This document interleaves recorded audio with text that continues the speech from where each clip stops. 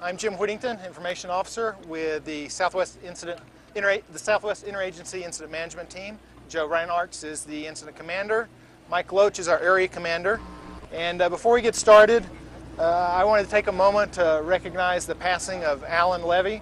Alan was a producer for CBS, and he was assigned to this fire, and he passed away yesterday. And on behalf of the firefighters working this fire and the whole firefighting community across the country, we want to offer our condolences to the Levy family and all the people he worked with at CBS, and we're very sorry to hear that news. Let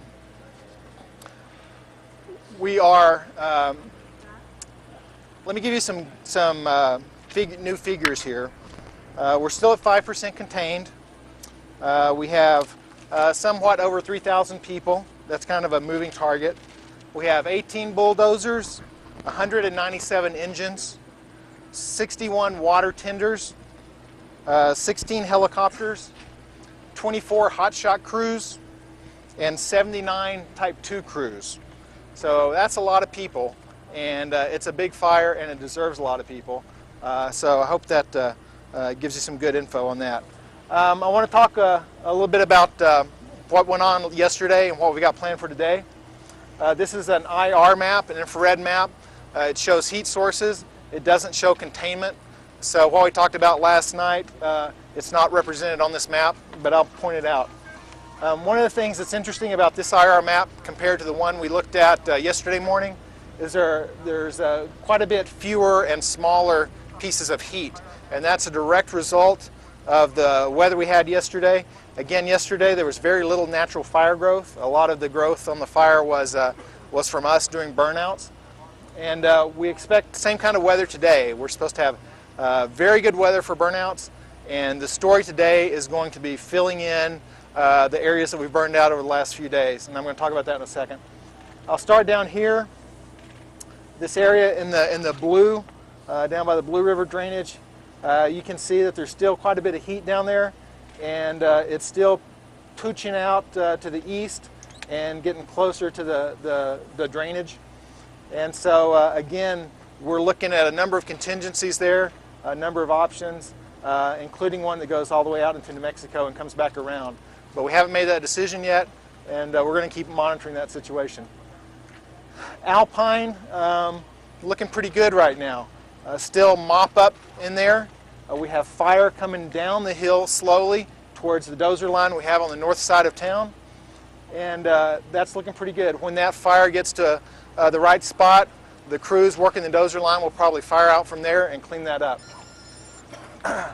Coming around to Escadilla, that Escadilla finger, this is looking very good. A lot of containment over here. This is pulling our fire line down. We're going to have to burn out from here down a road system all the way to Luna. The burnout from last night isn't represented on this. I'm not sure how far they got.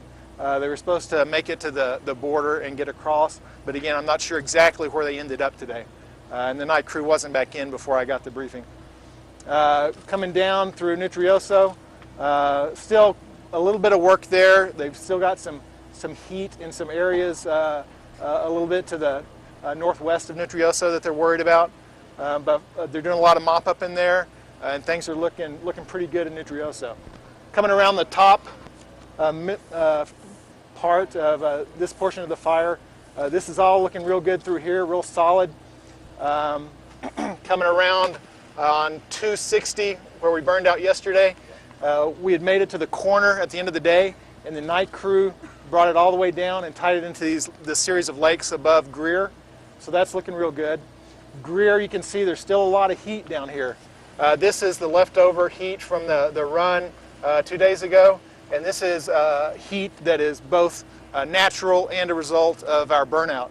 We're pulling this line down here, and we've got some action coming up here to the south of Greer, and we're going to try to fill in this triangle today, and that will hopefully do a lot to stop any kind of hooking action that we could see from the south.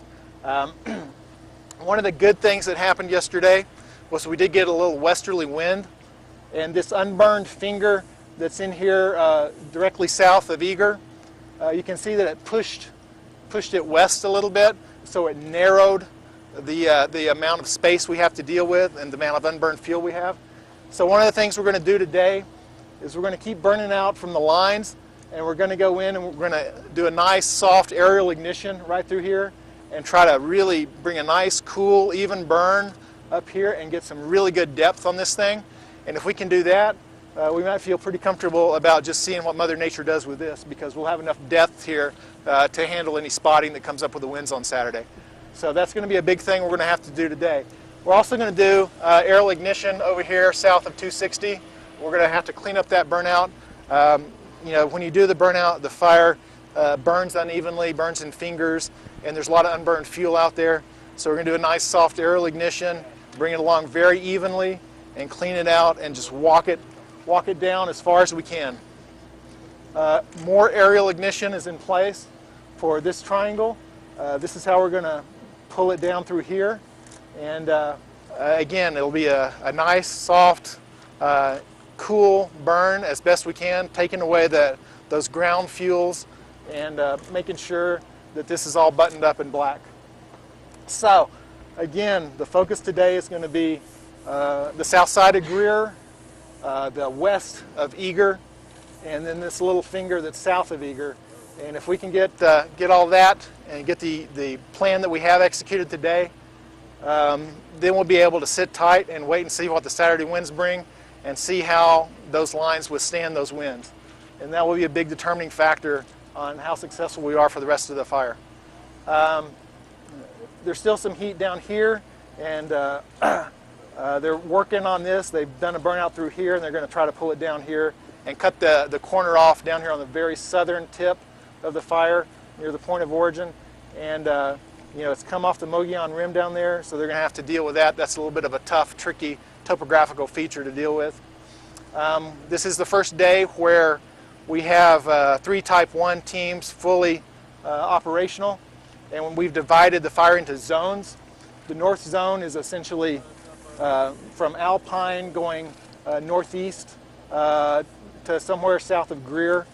We still have responsibility for Alpine proper, but everything south of there and everything east of there is going to be the purview of Jeff Pendleton's Northwest Incident Management Team. And then Duggar Hughes' Southwest team picks in right about here and comes down and around the bottom corner. So we have the west zone, the east zone, and the north zone.